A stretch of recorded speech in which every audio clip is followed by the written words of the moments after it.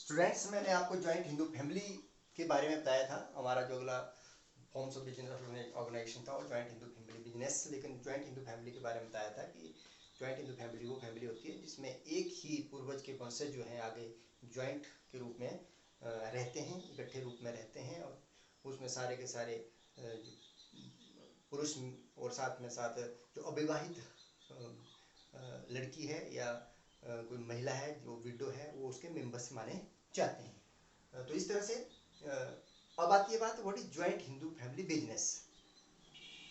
संयुक्त हिंदू परिवार व्यवसाय क्या होता है, जिसमें कि किसी भी व्यवसाय को एक ही परिवार के सदस्यों के द्वारा मिलकर चलाया जाता है। सिंपली कहें और इसको हम डिफाइन करेंगे, it refers to that forms of business organisation under which all members of a joint Hindu family carry a business under the control of कर्ता और मुखिया और हेड ऑफ द फैमिली।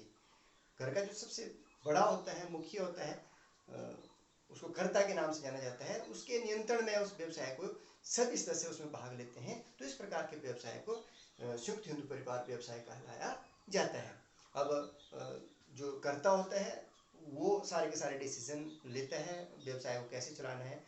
बाकी सदस्य जो हैं उसमें लाभ के हिस्सेदार होते हैं, प्रॉपर्टी में हिस्सेदार होते हैं, लेकिन व्यवसाय का संचालन उसके नियंत्रण में किया जाता है। अर्थात जो हेड होता है, जो कर्ता होता है, उसकी मुख्य भूमिका रहती है। तो इस प्रकार से ऐसा व्यवसाय जो सभी सदस्यों के द्वारा कर्ता के नियंत्रण में चलाया जाता है उसको हम ज्वाइंट हिंदू फैमिली बिजनेस कहा जाता है। जो प्रॉफिट और लॉस है उसमें सबकी हिस्सेदारी होगी, लेकिन उसके डिसीजन के बारे में बाकी चैलेंज नहीं करेंगे। हाँ, जो प्रॉपर्टी होती है उसका मैं अपना हिस्सा कभी भी अलाव में कभी भी अपना हिस्सा वो मांग सकते हैं। तो इस प्रकार से ये ज्वाइंट हिंदू फैमिली बिजनेस था। अब इसकी फीचर्स या इसकी विशेषता है, तो सबसे पहले विशेषता है कि operating according to Hindu law. मैंने बताया कि संयुक्त हिंदू परिवार हिंदुस्तान में ही चलता है और इस तरह का व्यवसाय जो है हिंदू लॉ है उसके अकॉर्डिंग टू ही चला जाता है। जो हिंदू लॉ के अंतर्गत एक परिवार को जो राइट्स और लाइबिलिटी ड्यूटीज बनी होती हैं उसके अनुसार ही उसको चलाया जाता है। दूसरा, मैनेजमेंट बाय कर्ता। जैसे मैंने बताया कि व्यवसाय में कोई भी अनुबंध करना है, कोई भी एग्रीमेंट करना है किसी के साथ, या कोई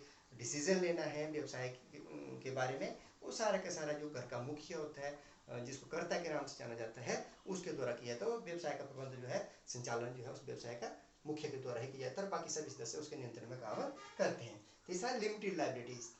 ठीक है, all members of the family जो होंगे उनके जो दायित्व होता है वो सीमित रहता है। अर्थात जितना जितना प्रॉपर्टी में उनका हिस्सा उतना तक ही वो दायी होंगे, अर्थात कोई हानि होती है। लेकिन जो मुखिया होता है उसका जो दायित्व होता है वो असीमित होता है। जो मुखिया है उसकी पर्सनल प्रॉपर्टी को भी हानि होने की दशा में बेच के उसको पूरा किया जा सकता है। तो इस तरह से जो सदस्य होते हैं सभी, बाकी सदस्य जितने भी होते हैं घर के, उनका दायित्व सीमित होता है और जो कर्ता होता है उसका दायित्व असीमित होता है। तीसरा है, चौथा जो विशेषता है इसकी, दैट इज परमानेंट एक्सिस्टेंस। ठीक है, अर्थात जो इस प्रकार का व्यवसाय जो है वो स्थायी होता है। स्थायी व्यवसाय का मतलब है अगर 6 सदस्य हैं, 6 में किसी एक की डेथ होती है तो उसकी पत्नी को उसका या उसके बच्चे को उसका अधिकार मिल जाता है। इस प्रकार से किसी सदस्य के जाने से या उसकी डेथ हो जाने पर उस व्यवसाय में कोई फर्क नहीं पड़ता है, वो व्यवसाय चलता रहता है। इसलिए उसका जीवन जो है स्थायी होता है, परमानेंट एक्सीडेंस रहता है उसका। मेंबरशिप बाय बर्थ, मैंने कल बताया था आपको कि जब ज्वाइंट हिंदू फैमिली का कि कोई भी बच्चा जैसे ही जन्म लेता है वैसे ही उस परिवार की संपत्ति और दायरे में हिस्सेदार बन जाते हैं। तो बाय बर्थ ही उसका मेंबर बन जाता है।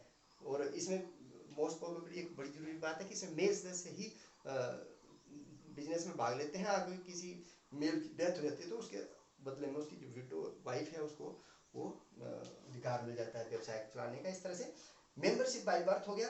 ओनली मेल मेंबर्स, अभी मैंने बताया कि इसमें केवल पुरुष सदस्य ही उस व्यवसाय में हिस्सा लेते हैं। अगर किसी की डेथ हो जाती है तो मेल की, तो उसकी वाइफ को वो व्यवसाय में भाग लेने का अधिकार होता है। आगे रजिस्ट्रेशन, इस प्रकार के व्यवसाय को चलाने के लिए किसी प्रकार के किसी पंजीकरण की या कोई लीगल फॉर्मेलिटीज करने की आवश्यकता नहीं होती है। तो this is the topic, this is the second forms of business organisation, that is joint Hindu family business. इसके बाद मैं इसके आपको एडवांटेज एंड डिसएडवांटेजेस करवाऊंगा।